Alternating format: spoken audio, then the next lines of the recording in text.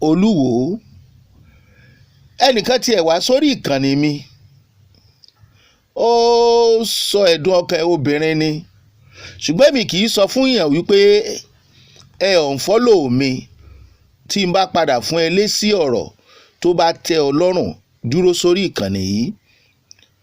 Gbogbo wa ò lè sùn ká kọrí síbì kan náà. Béèyàn bá fẹ́ ṣe àtúnṣe sí ọ̀rọ̀ tí kò kàn án, ó gbọ́dọ̀ ní ọgbọ́n àtúntò lórí. Orí ẹni yẹn gbọ́dọ̀ pé dáadáa. Àgàgà tẹ́ni yẹn bá jẹ́ àgbàlagbà, ó mọ̀ pé ọ̀rọ̀ tí ò kan òun lòun fẹ́ yọ ẹnu sí, ṣùgbọ́n òun fẹ́ ṣe àtúnṣe, ó fẹ́ kí wọ́n jẹ àǹfààní òun ni. Yóò ní ọgbọ́n àgbékalẹ̀. Àgàgà tó bá jó lórí ìlú ló fẹ́ sọ̀rọ̀ lórí ètò ìlú míì tí kìí ṣe ètò ìlú ẹ̀ torí kò mọ bó ṣe bẹ̀rẹ̀.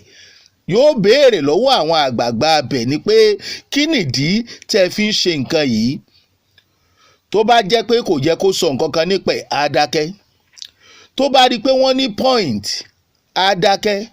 Ṣùgbọ́n tó bá rí pé ó kù díẹ̀ káàtó, ó lè bá wọn ṣe àtúnṣe sí i kí wọ́n dẹ̀ kí pé ó káre láé. Orúkọ rẹ̀ ò ní kúrò nínú ìwé ìtàn láéláé. Ẹ má bínú fún ìpè tí mò ń gbà lọ́wọ́lọ́wọ́ báyìí. Ṣé ẹ wá rí ti Olúwo tá à ń sọ yìí, yàtọ̀ fún pé à ń sọ pé freedom of religion ń wà tóun ò sì fẹ́ gbà, tó rò wípé gbogbo èèyàn pátá ni wọ́n gbọ́dọ̀ ṣe ẹ̀sìn tóun ń sìn. Rárá o, kò yẹ kó rí bẹ́ẹ̀, kò dẹ̀ lè rí bẹ́ẹ̀ láéláé. Torí ìgbàgbọ́ ẹ tí ò bá sí nínú eégún olóòlù, kò ṣe ìwọ̀ ń bẹ̀ torí ò kì í ṣọmọ Ìbàdàn. Arábìnrin tó wá sórí ìkànnì mi yìí tó ní ẹ wo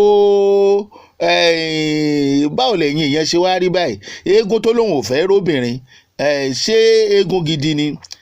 Arábìnrin tó sọ̀rọ̀ yìí, mo láyọ̀ láti sọ fún yín wípé mi ò mọjọ́ orí yín o. Ṣé lẹ̀ bá béèrè ìdí tí wọ́n fi sọ wípé eégún olóòlù kì í rí obìnrin? Ẹ wá gbọ́ o, nǹkan tí Olúwo sọ tó lóun ń jà fẹ́tọ̀ obìnrin, kò jà fẹ́tọ̀ obìnrin. Mo ti sọ ní apá kìíní o, mo ti sọ lápá kìíní o. Ó ń jà nítorí ẹ̀sìn tó gbé dání, kẹ́ ẹ lè bá a rí ẹ̀sìn yẹn gẹ́gẹ́ bí ẹ̀sìn gidi. Ẹ̀sìn gidi ni o, kò sẹ́sìn tí kìí ṣe ẹ̀sìn gidi o. Dórí ẹ̀sìn ìbílẹ̀, Kìrìsìtẹ́nì, Islam àti gbogbo ẹ̀sìn tí oníkálukú nígbàgbọ́